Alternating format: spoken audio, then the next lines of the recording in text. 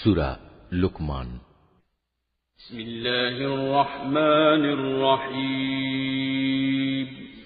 রহমান রহিম আল্লাহ তাআলার নামে। আলিফ লাম মিম। এগুলো হচ্ছে একটি জ্ঞান গর্ভ কিতাবের আয়াত। নেককার মানুষদের জন্য এ হচ্ছে হিদায়াত ও রহমত। যারা নামাজ প্রতিষ্ঠা করে, যাকাত আদায় করে, সর্বোপরি যারা শেষ বিচার দিনের উপর নিশ্চিত বিশ্বাস রাখে, এই লোকগুলোই তাদের মালিকের পক্ষ থেকে যথার্থ হিদায়াতের উপর রয়েছে। মূলত এরাই হচ্ছে সফল কাম।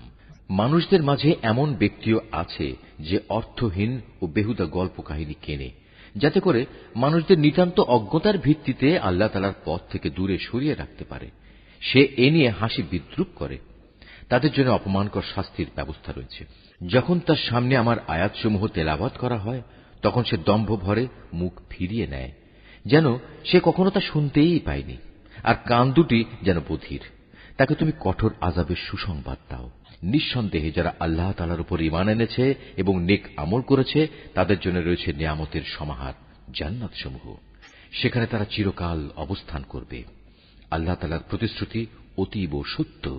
তিনি মহা পরাক্রমশালী, প্রজ্ঞাময়। তোমরা দেখতে পাচ্ছ, তিনি আসমান সমূহকে কোন স্তম্ভ ছাড়াই পয়দা করেছেন। তিনি জমিনে পাহাড় সমূহ স্থাপন করে রেখেছেন, যাতে করে তা তোমাদের দিয়ে কখনো একদিকে ঢলে না পড়ে। আবার তাতে প্রত্যেক প্রকারের বিচরণশীল জন্তু তিনি ছড়িয়ে দিয়েছেন। হ্যাঁ, আমি আকাশ থেকে পানি বর্ষণ করেছি, অতঃপর সে পানি দিয়ে সেখানে আমি সুন্দর সুন্দর জিনিসপত্র উৎপাদন করিয়েছি। এ হচ্ছে আল্লাহ তাআলার সৃষ্টি। অতঃপর তোমরা আমাকে দেখাও তো, আল্লাহকে বাদ দিয়ে তারা তোমাদের উপাস্য দেবতারা কি সৃষ্টি করেছে। আসলেই জালেমরা সুস্পষ্ট গুমরাহিতে নিমজ্জিত রয়েছে। আমি লোকমানকে জ্ঞান দান করেছিলাম যে তুমি আল্লাহ তাআলার নিয়ামতের শুকর আদায় করো। কেননা যে ব্যক্তি আল্লাহ তাআলার শুকর আদায় করে, সে তো তা করে তার নিজের ভালোর জন্যই। আর যদি কেউ অকৃতজ্ঞতাজনক আচরণ করে, তার জানা উচিত আল্লাহ তাআলা কারোই মুখাপেক্ষী নন। তিনি যাবতীয় প্রশংসার অধিকারী। হে নবী, স্মরণ করো যখন লোকমান তার ছেলেকে নসিহত করতে গিয়ে বলল, হে বৎস, আল্লাহ তাআলার সাথে শিরক করো না, কেননা শিরক হচ্ছে সবচাইতে বড় জুলুম। আমি মানুষকে তাদের পিতামাতার ব্যাপারে নির্দেশ দিয়েছি যেন তারা তাদের সাথে ভালো ব্যবহার করে, কেননা তার মা কষ্টের পর কষ্ট সহ্য করে তাকে গর্ভে ধারণ করেছে এবং 2 বছর পর সে বুকের দুধ খাওয়া ছেড়েছে। তুমি তোমার নিজের সৃষ্টির জন্য আমার শুকর আদায় করো এবং তোমার লালন পালনের জন্য পিতামাতারও কৃতজ্ঞতা আদায় করো। অবশ্য তোমাদের সবাইকে আমার কাছেই ফিরে আসতে হবে। যদি তারা উভয়ে তোমাকে এ বিষয়ের উপর পীড়াপিড়ি করে যে তুমি আমার সাথে শিরক করবে, যে ব্যাপারে তোমার কোনো জ্ঞানই নেই, তাহলে তুমি তাদের দুজনের কারোই কথা মানবে না। তবে দুনিয়ার জীবনে তুমি অবশ্যই তাদের সাথে ভালো ব্যবহার করবে।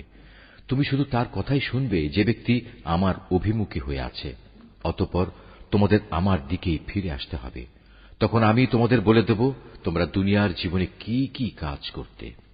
লোকমান আরো বলল, হে বৎস, যদি তোমার কোনো আমল সরিষার দানা পরিমাণ ছোটও হয় এবং তা যদি কোনো শিলাখণ্ডের ভেতর কিংবা আসমান সমূহেও লুকিয়ে থাকে, অথবা যদি তা থাকে জমিনের ভিতরে, তাও আল্লাহ তাআলা সামনে এনে হাজির করবেন। আল্লাহ তাআলা অবশ্যই সূক্ষ্মদর্শী এবং সকল বিষয়ে সম্যক অবগত। লোকমান আরো বলল, হে বৎস, তুমি নামাজ প্রতিষ্ঠা করো, মানুষদের ভালো কাজের আদেশ দাও, মন্দ কাজ থেকে বিরত রাখো। তোমার উপর কোনো বিপদ মুসিবত এসে পড়লে তার উপর ধৈর্য ধারণ করো। বিপদে ধৈর্য ধারণ করার এ কাজ নিঃসন্দেহে একটি বড় সাহসিকতাপূর্ণ কাজ। হে বৎস, কখনো অহংকার বশে তুমি মানুষদের জন্য তোমার গাল ফুলিয়ে রেখে তাদের অবজ্ঞা করো না এবং আল্লাহর জমিনে কখনো ঔদ্ধত্যপূর্ণভাবে বিচরণ করো না, কেননা আল্লাহ তাআলা প্রত্যেক ঔদ্ধত অহংকারীকেই অপছন্দ করেন। হে বৎস, জমিনে চলার সময় তুমি মধ্যম পন্থা অবলম্বন করো। তোমার কণ্ঠস্বর নিচু করো, কেননা সব আওয়াজের মধ্যে সবচাইতে অপ্রীতিকর আওয়াজ হচ্ছে গাধার আওয়াজ। তোমরা কি একথা কখনো চিন্তা করে দেখনি? যা কিছু আসমান সমূহে রয়েছে, যা কিছু রয়েছে জমিনের মধ্যে, আল্লাহ তাআলা তা তোমাদের অধীন করে রেখেছেন এবং তোমাদের উপর তিনি তার দেখা অদেখা যাবতীয় নিয়ামত পূর্ণ করে দিয়েছেন। কিন্তু এ সত্ত্বেও মানুষের মাঝে কিছু এমন আছে যারা আল্লাহ তাআলা সম্পর্কে অর্থহীন তর্ক করে।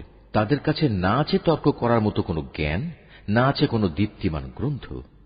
আর যখন তাদের বলা হয় আল্লাহ তাআলা যা কিছু নাজিল করেছেন তোমরা তার অনুসরণ করো, তখন তারা বলে আমরা কেবল সে বস্তুরই অনুসরণ করব যার উপর আমরা আমাদের বাপ দাদাদের পেয়েছি।